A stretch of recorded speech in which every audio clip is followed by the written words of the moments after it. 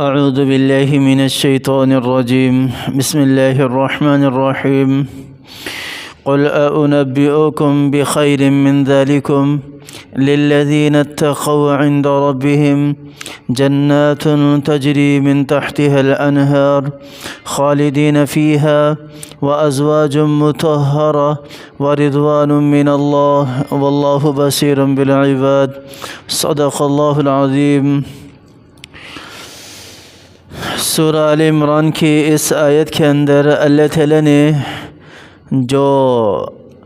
انسانوں کے لیے بہترین چیز ہے دنیا کے اندر اس کا ذکر کیا ہے،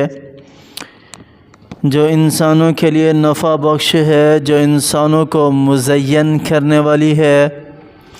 کیونکہ اگر اس سے پچھلی آیت کے اندر دیکھا جائے تو پچھلی آیت میں اللہ تعالیٰ نے ارشاد فرمایا تھا زُيِّنَ لِلنَّاسِ حُبُّ الشَّهَوَاتِ مِنَ النِّسَاءِ وَالْبَنِينَ وَالْقَنَاطِيرِ الْمُقَنطَرَةِ مِنَ الذَّهَبِ وَالْفِضَّةِ وَالْخَيْلِ الْمُسَوَّمَةِ وَالْأَنْعَامِ وَالْحَرْثِ ذَلِكَ مَتَاعُ الْحَيَاةِ الدُّنْيَا۔ یہ جتنی بھی چیزیں اللہ تعالیٰ نے پیچھے ذکر کی ہیں، ساری کی ساری چیزوں کے ساتھ انسان کا واسطہ، انسان کا تعلق پڑتا ہے، انسان کا تعلق پڑتا ہے۔ انسان اس کے بغیر نہیں رہ سکتا، انسان اس کے بغیر نہیں رہ سکتا۔ کھیتی باڑی ہے، ظاہر سی بات ہے، لازمی ہے، غلہ ہے، اناج ہے، چوپایوں کا ہونا بھی لازمی ہے، عورت ہے، اسی طرح سونا چاندی ہے، مال و دولت ہے، اور اسی طرح گھوڑے ہیں، جہاد کے لیے استعمال ہوتے ہیں، سفر کے لیے استعمال ہوتے ہیں۔ یہ ساری کی ساری چیزیں دنیا کے لیے ہیں۔ اللہ تعالیٰ یہ بتانا چاہ رہے ہیں ذَلِكَ مَتَاعُ الْحَيَاةِ الدُّنْيَا، یہ دنیا کے لیے ہیں۔ لیکن انہی ساری کی ساری چیزوں کو اگر آپ صلی اللہ علیہ وسلم کی تعلیمات کے مطابق، اللہ تعالیٰ کے بتائے ہوئے طریقے کے مطابق کریں تو یہی ساری کی ساری چیزیں ہمارے لیے آخرت میں بھی کارآمد ہوں گی۔ اگر آپ صلی اللہ علیہ وسلم کی تعلیمات کے مطابق ہم اس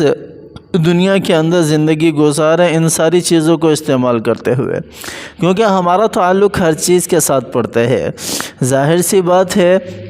عورت کے بغیر مرد نہیں رہ سکتا، دنیا کے اندر بڑھوتری ہی نہیں آئے گی عورت کے بغیر۔ اللہ تعالیٰ نے اس نظام کو بنایا ہے، اگر اس نظام کو اپناتے ہوئے شریعت کو مد نظر رکھیں تو اس میں ہمارے لیے خیر ہی خیر ہے، بھلائی ہی بھلائی ہے، اور اسی طرح اولاد ہے، اور اسی طرح سونا چاندی ہے جس سے بیع و شراء ہوتی ہے، کیونکہ یہ تو روپیہ پیسہ تو ابھی چلنا شروع ہوا ہے نا، اس سے پہلے تو سونا اور چاندی کے ساتھ خرید و فروخت ہوا کرتی تھی۔ کوئی چیز اگر لینی ہوتی تھی تو درہم ہوتے تھے، دینار ہوتے تھے، یہ سونا چاندی سے بنتے تھے، سکہ جس کو کہا جاتا ہے۔ یہ تو پیسہ تو ابھی سٹارٹ ہوا ہے، ابھی شروع ہوا ہے۔ تو یہ ان ساری چیزوں کا تعلق ہے تو ہم نے کرنی ہے، ہر صورت میں کرنی ہے۔ لیکن اگر اللہ تعالیٰ کے بتائے ہوئے طریقے کے مطابق کریں، اگر آپ صلی اللہ علیہ وسلم کی تعلیمات کو سامنے رکھ کر کریں تو ہمارے لیے خیر ہی خیر ہے۔ لیکن ساتھ میں اللہ تعالیٰ نے بتا دیا کہ پھر بھی ذَلِكَ مَتَاعُ الْحَيَاةِ الدُّنْيَا، تم نے دل نہیں لگانا ان چیزوں کے ساتھ، یہ دنیا کا مال و متاع ہے، یہ دنیا کا مال و متاع ہے۔ وَاللَّهُ عِنْدَهُ حُسْنُ الْمَآبِ، اور جو اللہ تعالیٰ کے پاس ہے، جو اللہ تعالیٰ کے ہاں ہے، وہ اس سے کہیں زیادہ بہتر ہے، اس سے کہیں اچھا ہے۔ اللہ تعالیٰ نے خود آگے ارشاد فرمایا، جو کہ آج کی ہماری آیت بھی ہے، جس میں اللہ تعالیٰ نے ارشاد فرمایا قُلْ أَنبِئُكُمْ بِخَيْرٍ مِّن ذَلِكُمْ۔ اللہ تعالیٰ کہہ رہے ہیں، اپنے بندوں کو مخاطب کر رہے ہیں، ارشاد فرما رہے ہیں قُلْ اے محمد صلی اللہ علیہ وسلم أَنبِئُكُمْ بِخَيْرٍ مِّن ذَلِكُمْ،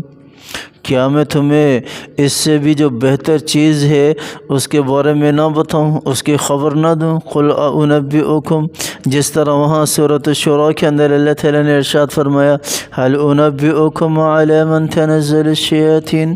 میں تمہیں نہ بتاؤں کہ شیطان کن لوگوں کے اوپر حملہ آور ہوتا ہے؟ تَنَزَّلُ عَلَى كُلِّ أَفَّاكٍ أَثِيمٍ، اللہ تعالیٰ نے پھر خود ہی بتایا کہ شیطان ہر ایسے شخص کے اوپر حملہ آور ہوتا ہے جو جھوٹ بولنے والے ہیں اور جو گناہ گار ہے وہ شیطان کا آلہ کار ہوتے ہیں۔ یہاں پر بھی میرا اللہ انہی الفاظ میں مخاطب کر رہا ہے، اُنَبِّئُکُم بِخَیْرٍ مِّن ذَلِکُم، اس سے بھی جو بہتر ہے یہ بھی بہتر ہے اوپر جو گزرا ہے، ذَلِکَ مَتَاعُ الْحَیَاةِ الدُّنْیَا۔ اگر شریعت کی روشنی کو مد نظر رکھ کر، اگر شریعت کو مد نظر رکھ کر یہ سارے کام کیے جائیں، شریعت کے دائرے کے اندر رہتے ہوئے جو حد بندی ہے ہمارے لیے اس کے اندر رہتے ہوئے اگر یہ کیے جائیں تو یہ بھی ہمارے لیے بہتر ہے۔ لیکن میرا رب کیا کہہ رہے ہیں، اُنَبِّئُکُم بِخَیْرٍ مِّن ذَلِکُم، جو اس سے بھی بہتر ہے، جو اس سے بھی اچھا ہے۔ دنیا کے اندر سکون اللہ تعالیٰ نے عورت کے اندر رکھے ہے۔ اللہ تعالیٰ نے کیا ارشاد فرمایا آگے،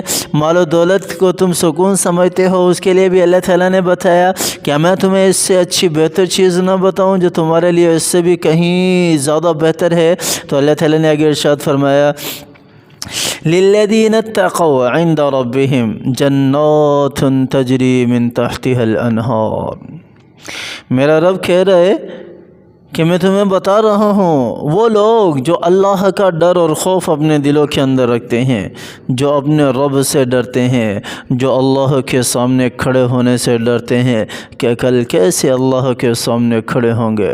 اور اس ڈر کو دل کے اندر رکھتے ہوئے زندگی بسر کرتے ہیں، اس ڈر کو دل کے اندر رکھتے ہوئے اپنے آپ کو ہر قسم کے گناہ سے بچاتے ہیں، اپنے من کو بھی پاکیزہ رکھتے ہیں، اپنی روح کو بھی پاکیزہ رکھتے ہیں، اپنے باطن کو بھی پاکیزہ رکھتے ہیں، اپنے ظاہر کو بھی پاکیزہ رکھتے ہیں، اپنے خیالات کو بھی پاکیزہ رکھتے ہیں، کسی کے بارے میں کوئی غلط گمان نہیں لے کر آتے، کوئی غلط گمان نہیں لے کر آتے۔ لِلَّذِينَ اتَّقَوْا عِنْدَ رَبِّهِمْ جَنَّاتٌ تَجْرِي مِن تَحْتِهَا الْأَنْهَارُ۔ میرا رب کہہ رہے ہیں ان لوگوں کے لیے جو اپنے دلوں کے اندر ڈر اور خوف رکھتے ہیں، جنات، بڑے بڑے باغات ہیں، بڑے بڑے باغات ہیں، اور جنت کے درخت کتنے بڑے بڑے ہیں۔ جنت کے درخت، آپ صلی اللہ علیہ وسلم کی حدیث کا مفہوم ہے کہ جب آخری دوزخ کے اندر جو آخری شخص ہوگا جس کو جنت کے لیے نکالا جائے گا، جس کو نہر حیات کے اندر نہلا کر اور اس کے بعد اسے جنت کے اندر داخل کیا جائے گا،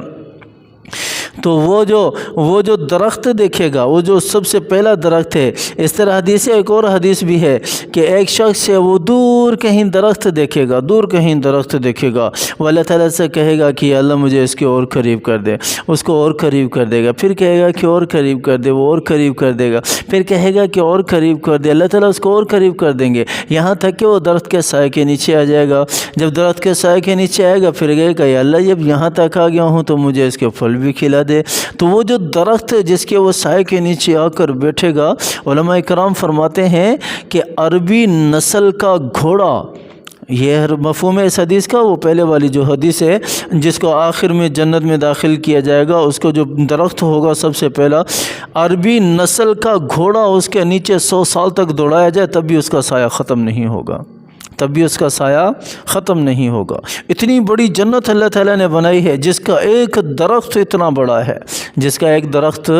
اتنا بڑا ہے، اتنا بڑا ہے، تو کتنے بڑے بڑے باغات، جنات تجری من تحتها الانہار، جس کے نیچے سے نہریں بہتی ہیں، اور نہریں کتنی بڑی بڑی ہوں گی، کیسی خوبصورت نہریں ہوں گی، بالکل صاف شفاف پانی، ہر چیز اس کے اندر نظر آ رہی ہوگی، خالدین فیہا، وہ ہمیشہ ہمیشہ ان باغات کے اندر رہے گا، جنت کے اندر رہے گا۔ وَأَزْوَاجٌ مُطَهَّرَةٌ، وَأَزْوَاجٌ مُطَهَّرَةٌ، دنیا کے اندر عورت سکون، مرد جو ہے وہ عورت سے سکون حاصل کر دے۔ میرے رب نے کیا ارشاد فرمایا، وَأَزْوَاجٌ مُطَهَّرَةٌ، یہ دنیا کی عورتیں تو یہ تو گندگی والی ہے، یہ تو گندگی والی ہے، حید و نفاس ان کو آ جائے تو اس کی بدبو کی وجہ سے مرد اس کے قریب نہیں جاتا، مرد اس کے قریب نہیں جاتا۔ میرا رب کیا کہہ رہا ہے، میں نے اس سے اچھی عورتیں رکھی ہیں، اس سے اچھی عورتیں رکھی ہیں، وَأَزْوَاجٌ مُطَهَّرَةٌ، پاکیزہ، بالکل صاف ستھری، نزاکت والی، صفائی والی، لیکن ایک بات بتاتا چلوں، آپ صلی اللہ علیہ وسلم کا فرمان ہے، آپ صلی اللہ علیہ وسلم کا فرمان ہے، جو دنیا کے اندر نیک اور پاک باز عورت ہے، جو دنیا کے اندر نیک اور پاک باز عورت ہے، وہ ان ازواج مطہرہ جو اللہ تعالیٰ کہہ رہے ہیں نا کہ وہ ازواج مطہرہ، ان سے بھی 70 گنا زیادہ خوبصورت اور پاک باز ہوگی، 70 گنا زیادہ، 70 گنا۔ 10% اگر کسی کو خوبصورتی مل جائے نا جنت کی یہاں، تو ساری دنیا اس کے اوپر ٹوٹ پڑے گی، ساری دنیا اس کے اوپر ٹوٹ پڑے گی، یہ مجھے چاہیے، یہ مجھے چاہیے، یہ مجھے چاہیے۔ اور میرا رب کہہ رہا ہے کہ 70 گنا زیادہ خوبصورت ہوگی، 70 گنا زیادہ۔ ایسی خوبصورتی میرا اللہ تعالیٰ جنت میں دیں گے، جنت میں عطا فرمائیں گے۔ وَرِضْوَانٌ مِّنَ اللَّهِ، اور سب سے بڑھ کر اللہ کی رضا مل جائے گی، اللہ کی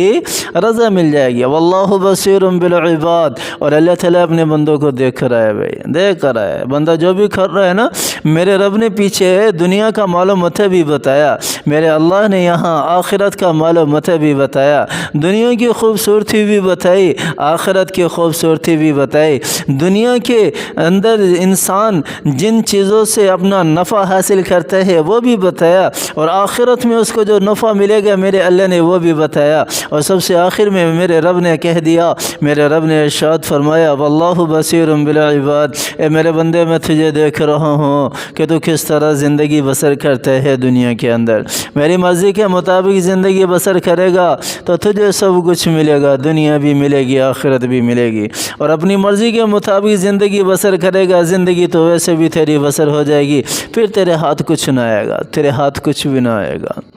وَمَا هَذِهِ الْحَيَاةُ الدُّنْيَا إِلَّا مَتَاعُ الْغُرُورِ، إِلَّا مَتَاعُ الْغُرُورِ، یہ دنیا ساری کے ساری دھوکے کا گھر ہے، دھوکے کا گھر ہے۔ آئیں آج سے عہد کریں کہ اللہ کی مرضی کے مطابق زندگی گزاریں گے، اللہ کے قرآن کو سینے سے لگا کر زندگی گزاریں گے، اللہ کے قرآن پر عمل کریں گے، اپنی مرضی کی زندگی نہیں گزاریں گے، جس طرح اللہ چاہتے ہیں اس طرح زندگی گزاریں گے۔